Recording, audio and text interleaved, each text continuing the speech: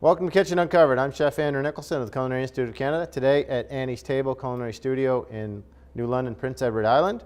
Today we're home entertaining. So husband comes home, company's coming over for dinner from work late that night, you got nothing prepared. What do? This is what we're going to do.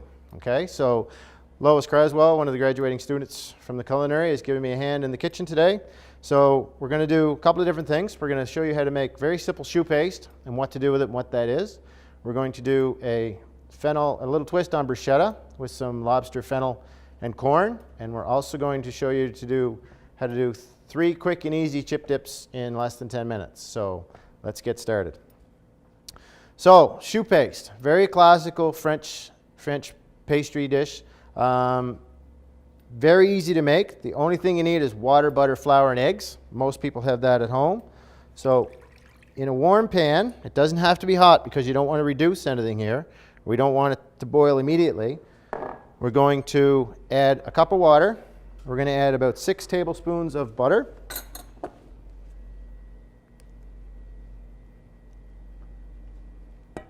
Approximately. Everything's well measured out.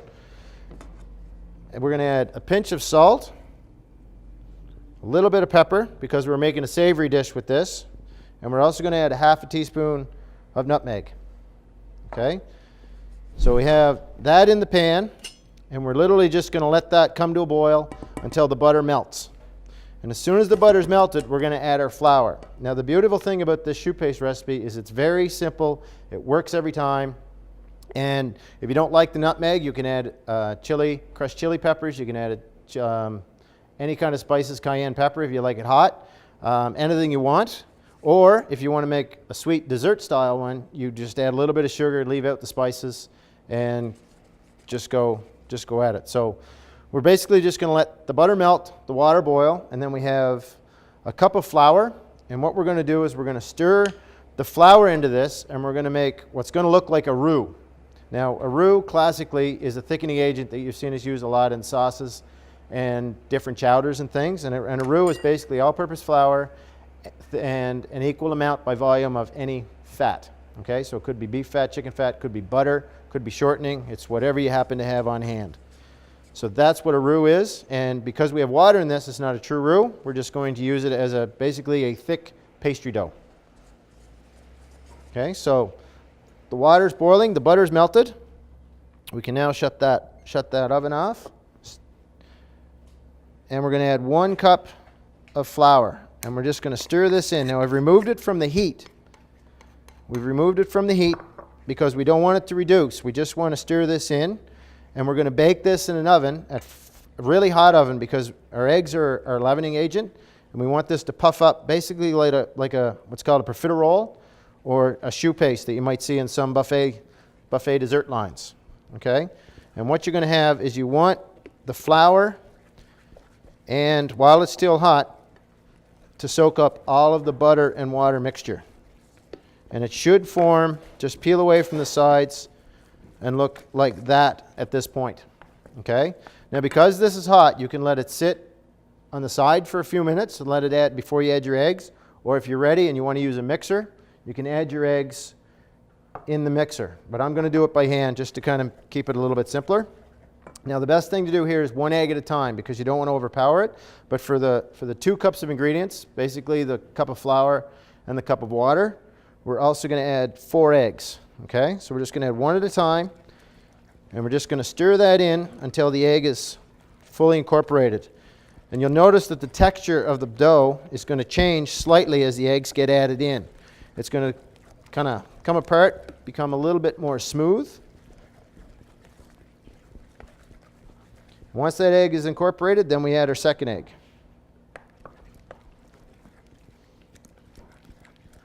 And the reason you add the eggs 1 at a time is just so that they all don't get overmixed and you don't overwhelm the dough and it doesn't become too watery, sloshy, and this actually makes it a little bit easier to stir and to mix up.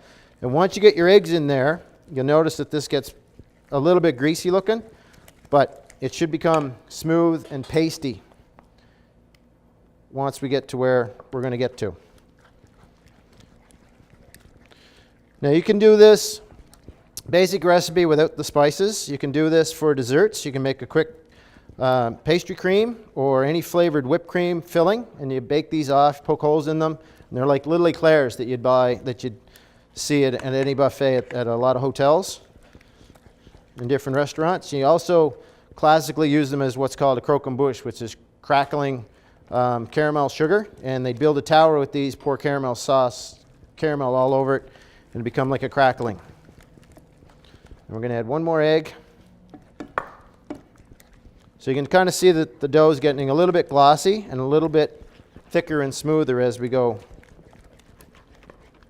Now the interesting thing, what we're going to do is we're going to make basically cheese puffs with this, and they're called gouchères.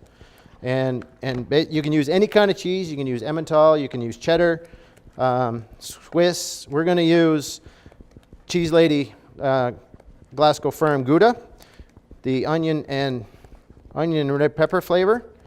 And this is the texture you should have once you get to where you're going. So nice and smooth, a thick dough, and ready to mix.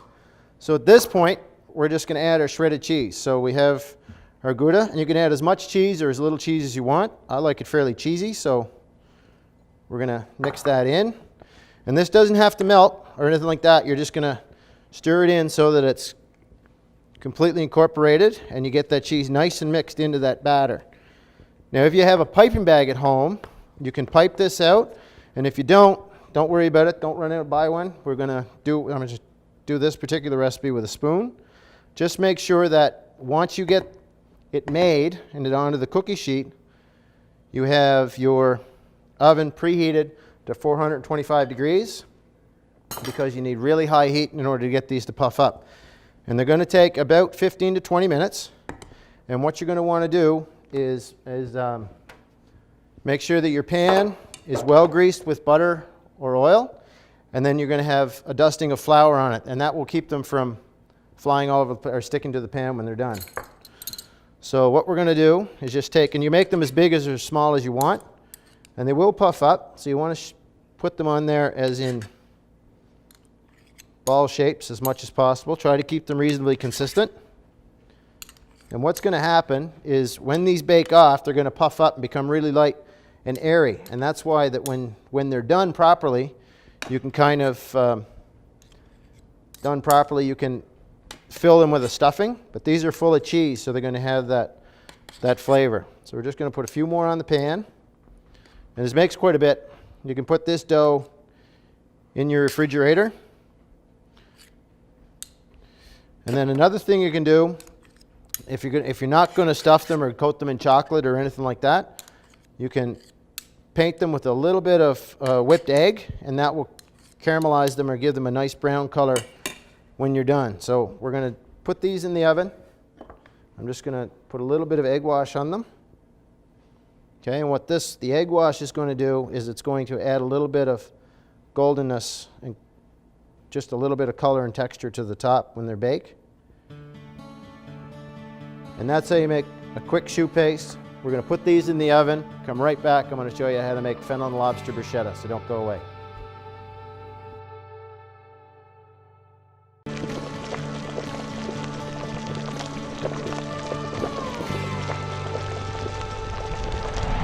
Welcome back to Kitchen Uncovered. I'm Chef Andrew Nicholson of the Culinary Institute of Canada. Today at Annie's Table Culinary Studio in New London, Prince Edward Island. Today we're doing easy at-home entertaining hors d'oeuvres. So we did our cheese gouchères with Cheese Lady Gouda. They're in the oven baking off. Lois is doing a few more up there for me. So what else do you do? So company's coming over, you're in a bit of a pinch. Okay, you go to the fridge and look around, see what you got. So we have fennel. Everybody's got fennel kicking around, right? And some extra corn and some lobster. So this is what we're going to do. So we're going to heat up a pan, slightly mid-range to hot. We're going to start with a little bit of butter. Okay, while that's heating up, we have our corn kernel, and we're going to toast these a little bit in the frying pan to get a little bit of extra flavor on them.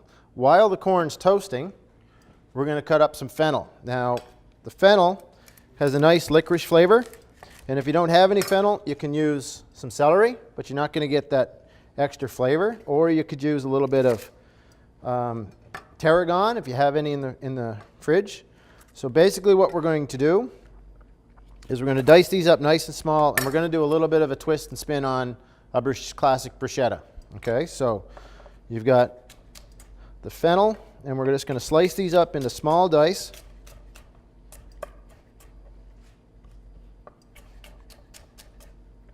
And again, you don't have to be exact, but you want to make sure that everything's the same size and small enough to fit on in the saute or on the piece of crostini that you have.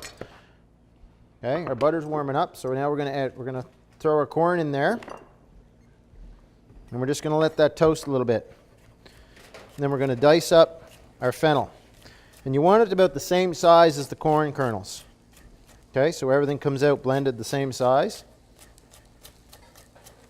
And we're going to sweat these off. We're going to get some color on the corn, but we don't want to get any necessarily color on the fennel. We just want the nice licorice flavor to kind of come out a little bit in the bruschetta mixture. And again, this is just something that's quick, that if you get surprised by dinner guests, you don't have to freak out. You just kind of go through the fridge and see what you have, and this is what we come up with. Okay? So we're going to dice these up. Then we're also going to add a little bit of salt and pepper. I'm going to dice up a shallot here in a second. Okay, corn started.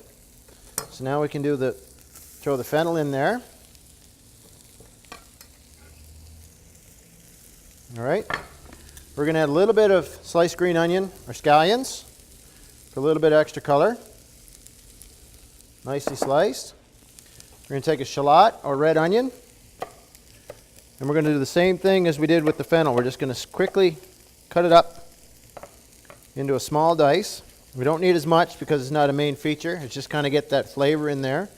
If you wanted to put some garlic in this, you could. You don't have to. We're not going to because we're looking for the fennel, that real good fennel flavor. All right, if you've got some nice fronds from the fennel bulb itself, it wouldn't hurt to throw some of those in there too, just to quickly chop them up. And if you had dill or fresh herbs out of the garden, could go in this as well. Tarragon, dill, parsley, a little bit of cilantro would be nice. Okay, whatever you happen to have.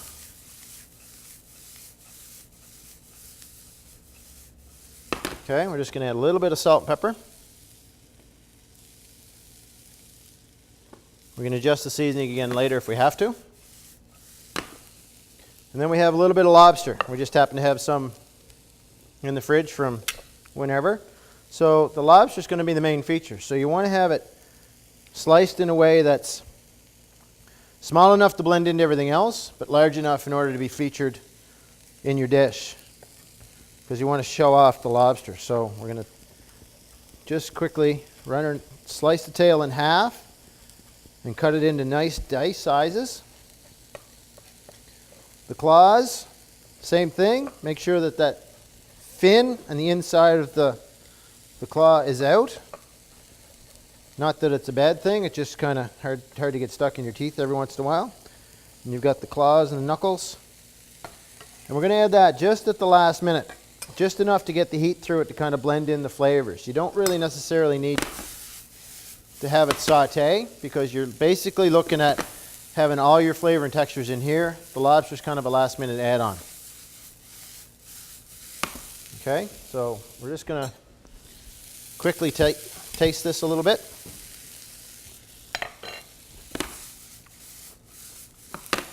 The fennel and the corn's really working well together.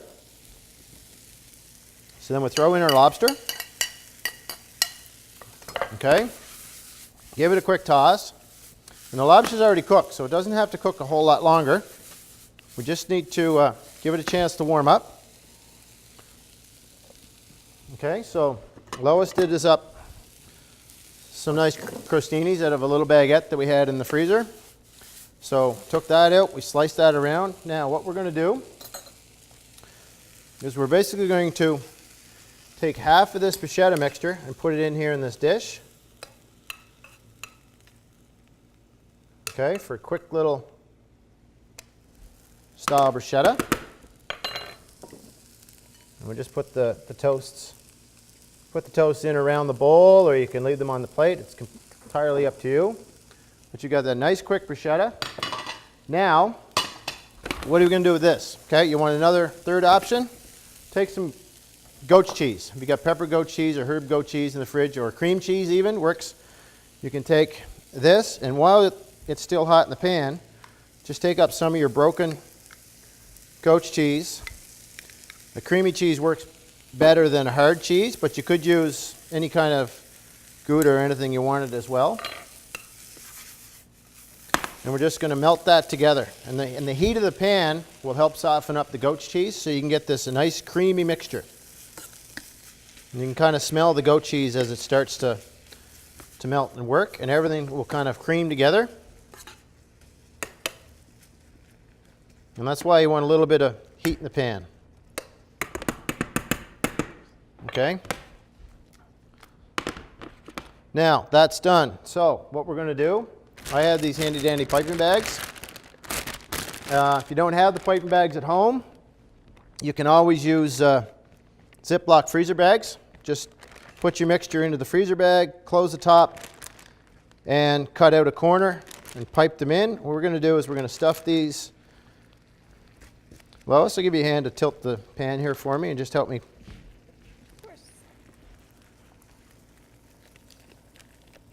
Thank you. All right. So, in the piping bag, cut off your tip big enough that your chunks are going to come out. Okay. And then we happen to have some mushroom caps here, and we're just going to fill the mushroom caps with the mixture. And then we'll bake these in the oven and that's really hot, so you want to be careful when you do this. You might need a rag to go around your hand. Right? You're going to bake these in the oven at 400 degrees just until your mushroom is cooked, and then serve these hot. So I'm going to finish these off and get them in the oven. We come right back. 3 chip dips in less than 10 minutes. Don't go away.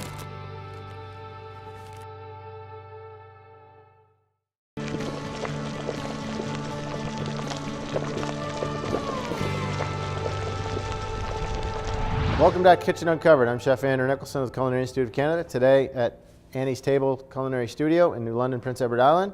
So today we're doing quick and easy recipes for entertaining at home. So we did our Gouda cheese gougères, which are out of the oven. We've done a spin on bruschetta with the fennel and lobster corn.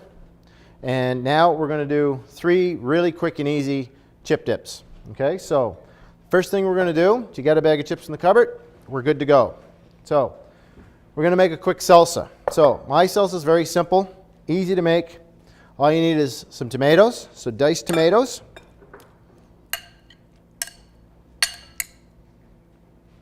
Now, to season these up, we're going to add a little bit of green onion.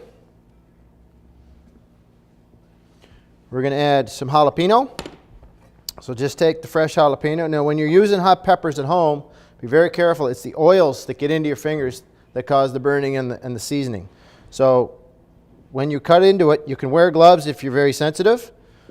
Okay? And if you don't wear gloves, just make sure that you wash your hands very well before you go do anything else. Because if you forget and you go to take out your contacts or anything else, you're probably going to get a pretty good burn and a good sting. So we're going to take a jalapeno pepper and slice it up. And the jalapenos are pretty mild. We take seeds out. We're just going to quickly dice this up. Okay. If you don't have jalapenos, you can use a little bit of extra hot sauce or whatever you want. We're going to throw that in there like that. Okay. Then we're going to add some lemon juice real quick, a little bit of zest. So get your zester out, and just very quickly, you don't have to do the whole lime. You just do half of it, or more if you like it. Depends on how much you like your lime and zest. Then we'll take the rest of it, we'll quickly cut it in half, and give it a good squeeze.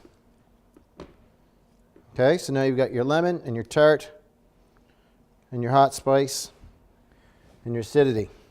Okay, we'll take a spoon, we'll stir that up. Okay, little taste. Just a shot of salt and pepper.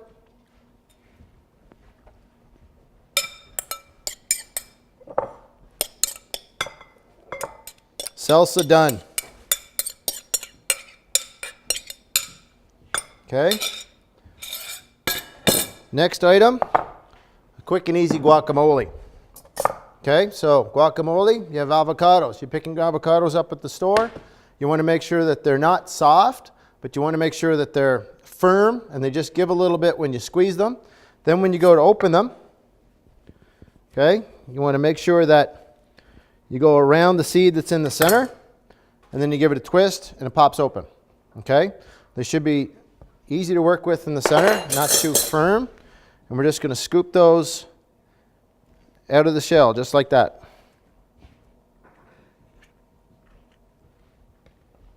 Okay, take the seed out, knife, twist, done.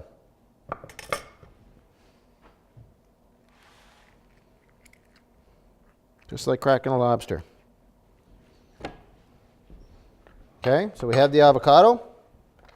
Then we're going to take a smasher. You can use a potato masher. You can use the back of a spoon. You can use whatever you have. You just want to mash it up. You don't want to completely puree it because you want those nice chunks of the avocado in your guacamole. But you want to powder it up just a little bit. Okay, this is a great little, because it twists as you press. All right, and then if you want to get it a little bit more fine, you just take the back of your wooden spoon and just kind of press it against the bowl and stir it up a little bit. Okay, then a little bit of tomato for some color and texture, a little bit of jalapeno for just a touch of heat, a little green onion, pinch of salt, pepper.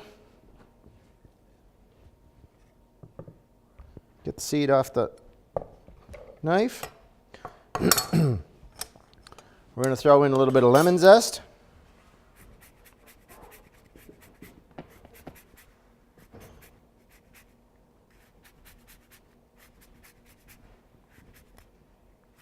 And again, you don't need the whole lemon. You just need enough to give it some nice flavor.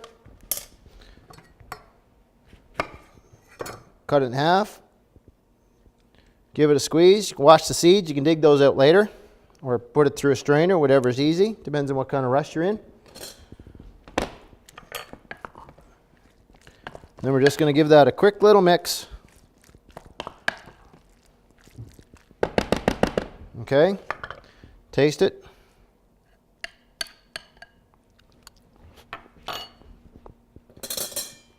Great. Okay, guacamole.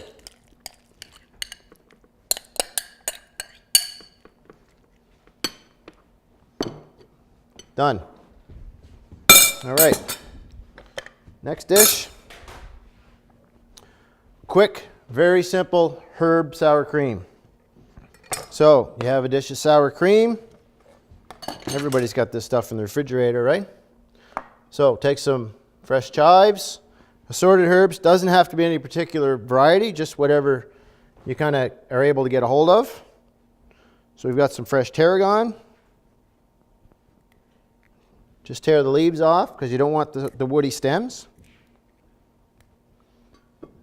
And then you've got some parsley that we can do in there as well.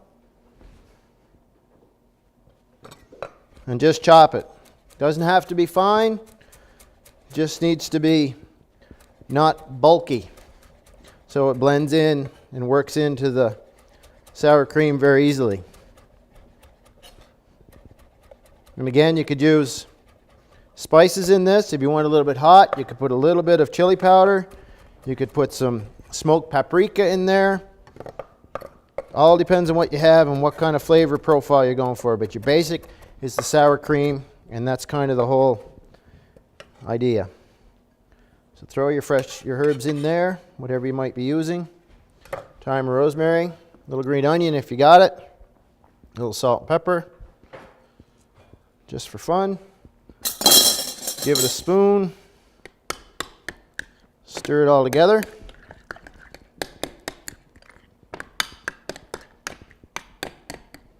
Okay, this can be done. It's going to take a few minutes for the flavors to get up, but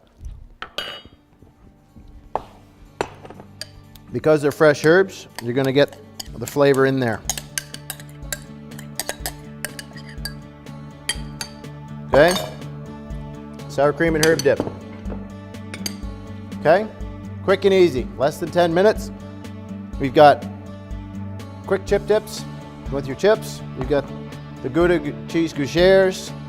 We have our mushroom caps with the goat cheese and lobster, and we have our fennel and lobster bruschetta. Quick and easy. Thanks for watching. I'm Chef Andrew Nichols of the Culinary Institute. Check out our website, kitchenuncovered.com. See you next time.